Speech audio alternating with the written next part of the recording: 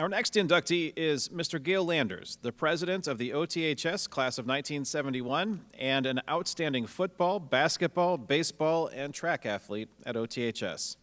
He played for the undefeated 1970 football team, which entered the Hall of Fame in 2024. After graduation, Landers attended Western Illinois University, where he was a member of the baseball team all 4 years. Landers was inducted into the WIU Athletic Hall of Fame as a member of the 1974 baseball team. He graduated from WIU with a bachelor's degree in business and accounting and a master's degree in athletic administration. In 1984, Landers co-founded Fitness Formula Limited and is now the sole owner of the company, which developed a Chicago area network under the trade name Fitness Formula Clubs that employs more than 1,000 staff members. Landers has established partnerships and affiliate relationships with Chicago's leading hospitals and physical therapy providers, including Rush Presbyterian St. Luke's Medical Center, Northwestern Memorial Hospital's Cardiac Rehabilitation Program, and NovaCare Physical Therapy, a subtenant located in 7 fitness formula clubs. Recognized as a national leader in the health and fitness industry, Landers was inducted to the Chicago Entrepreneurship Hall of Fame in 2024 and was named the 2023 Advocate of the Year by the Health and Fitness Association, where he has previously served as board president. He served as a member of the board of directors of the International Health, Racquet, and Sports Club Association and served as the IHRSA board president in 2000. Landers played a leading role during the COVID pandemic, supporting fitness businesses and advancing industry-saving legislation while serving as the chairman of the launch of the National Health and Fitness Alliance Council in 2020. Landers speaks frequently at fitness conventions and was featured on covers of several industry trade magazines. He founded the FFC Cares Foundation, is an active supporter of Augie's quest to cure ALS, and serves as a board member of the nonprofit 111002 Foundation, providing scholarships and grants to students with financial need. Ladies and gentlemen, Mr. Gale Landers. Thank you. Thanks. Good evening. Thank you, Kane, and sincere thanks to the members of the selection committee. I'm truly honored and grateful for this recognition. Earlier today, I toured the school, and I just want to acknowledge Board President Don Harris, the board members, and Superintendent Dr. Michael Cushing. The condition of this school is really remarkable. The buildings and grounds, the expansions, the river flood protection that they've put in, and the incredible artwork throughout almost the entire school is just phenomenal. I've been in many high schools over the years, particularly in the inner city of Chicago, and Ottawa High School compares favorably to all of them. I mean, it's really impressive. If you haven't toured the high school for a while, I highly encourage you to do so. So this is a place the community can really, really be very, very proud of. I want to recognize the class of 71, my classmates.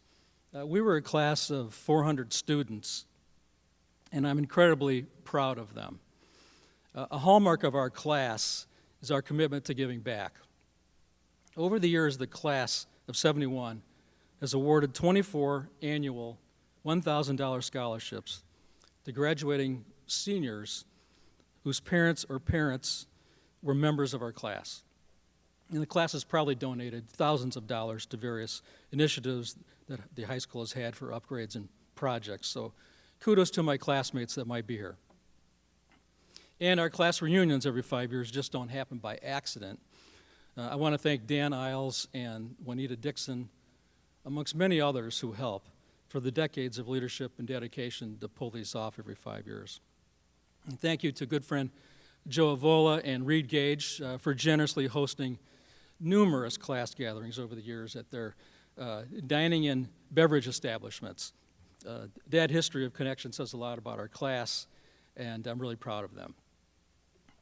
Now, just a bit of my story.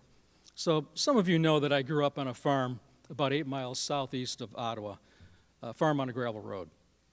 So farm life teaches you a lot at an early age. You learn how to drive at early age, underage. You learn that effort matters, that you show up, and if you break something, you fix it. So my brother Gene could tell you I broke more than my share of farm equipment. far more than my share. But fortunately, my brother could fix about anything. That may have been my first lesson in leadership: know your strengths and your weaknesses, and who to contact when you're in trouble. In that case, it was my brother. I knew at a young age I wanted to own a business. So post-OHS, as was mentioned, I went to WIU in Macomb. Now, truth be told, I essentially majored in 4 years of baseball and was fortunate to walk away with an accounting degree, which has been helpful immensely. My entrepreneurial desires and my interest in a healthy lifestyle channeled together and led me into the health and fitness industry. And it was mentioned in 1984, I co-founded fitness formula clubs known today across Chicagoland as FFC. 5 years into the business, my life changed dramatically. Within a 90-day span, my business partner and both of my wonderful parents passed away. It forced me to a real crossroads moment. I learned something I still carry with me today. You can't stop time, but you can definitely choose how you respond to it. Throughout all of it, my Christian faith reminded me that I was never walking alone, even when the path ahead wasn't very clear. Over the years, as we built the company, our unique hub-and-spoke model of 10 locations along transit lines throughout the city of Chicago and suburbs, that lesson was tested multiple times during recessions and especially during COVID-19. In March of 2020, the state of Illinois shut down the entire fitness industry for 3.5 months. Overnight, I had to lay off 1,000 employees. Toughest day of my career. Many had been with me 10, 20, 30 years or more. And across the country, believe it or not, 25% of the entire fitness industry didn't survive and never reopened. All of that, even though today we know that exercise truly is medicine. The health and fitness industry not being essential by the government during a health crisis pandemic was shocking to us. I and other leading club owners quickly in Chicago founded the Illinois Fitness Alliance, and I was asked by our trade association to chair the National Health and Fitness Alliance with the help of many other club owners across the nation. Our primary intent has been to advocate for our industry at the state and national levels and bridge this gap between fitness business needs and state and federal policy. Here's what I've known and I learned. Like it or not, for business owners, if you're in business, you're in politics, one way or the other. Advocating for your business brings a new definition to ROI. It's not just return on investment. It's also return on involvement, as I defined above.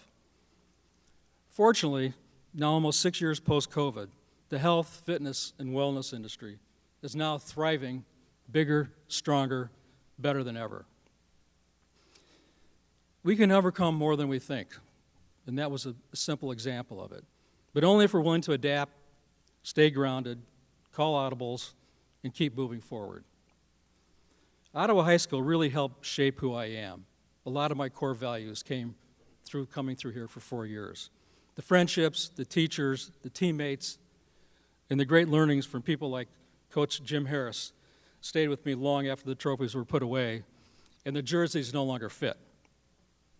To be honored here today alongside so many deserving individuals and teams is very humbling. So thank you for this honor. It's great to come home. Thank you very much.